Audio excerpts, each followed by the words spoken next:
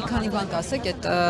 համագործակցությունը եղել ձեր կարծիքով ինչ է եղել, որ այդպես խոստումներ տվեց կառավարությունը ու իջիկ եղավ։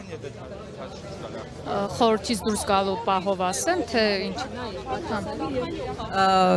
Ինչ պատահեց ըստ ձեզ, որ վրանները հանվեցին, պահանջները չկատարվեցին եւ ոչինչ չստացվեց դրա արդյունքում։ Կառավարությունը ի սկզբանե պահանջ էր դրել, որ եթե կառուցողական քննարկումների են գնում, ապա վրանը պետք է հանվի եւ վրանը հանվելու դիմաց 2 ամսով երկարացրեցին աջակցությունը պայմանով, որ այդ 2 ամսվա ընթացքում լավարկումներ կանեն սոցիալական ծրագրերի մասով, մասնավորապես բնակապահովման ծրագրի հետ կապված։ Անկեղծ ասած, ես որպես խորհրդի անդամ հույս չունեի, որ այդ կարճ ժամանակահատվածում հնարավոր կլինի այնպիսի բարեփոխումներ կատարել, որ մարդիկ հնարավորություն կունենան վերջապես բնակարան ձեռք բերել։ Այնուամենայնիվ, քանի որ կար խնդիր, որ մարդիկ արդեն իսկ դրսում էին հայտնվելու ու այդ համաձայնությունը, այսպես ասած, արտագաղթը կանխելու միջոց էր եւ խորհրդի բոլոր անդամների կողմից միաձայն կար այնպիսի համոզմունք, որ չկա որևէ կաշկանդվածություն, եթե 2 ամսում կառավարությունը չկատարի այն խոստումները հիմնարար կետերի, հիմնավոր կետերի մասով դրական փոփոխություններ չանեն, մենք կաշկանդված չենք ավելի մեծ հանրահավաք անելու, մեկ վրանի փոխարեն տասնյակ վրաներ տեղադրելու ու մենք արդեն տեսանք, որ 2 ամսվա ընթացքում ու խորհուրդը նաև հանրությանը հանդես եկավ հայտարարությամբ, որ եթե չենք սպասելու 2 ամիս,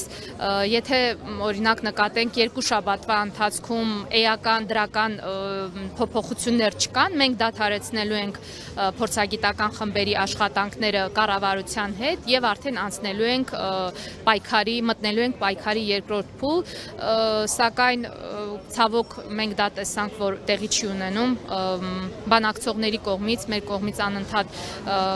հարցադրում կար, ինչ ենք անելու, քանի որ մեկ այլ անապահովներին տրվող աջակցության ծրագիր է մեկնարկվել ու ըստ իս պետք է մենք արդեն երկրորդ փուլ մտնենք միջև այդ ծրագրի մեկնարկը խորհրդի մեծամասնության կողմից մենք աջակցություն ցավոք չունեցանք եւ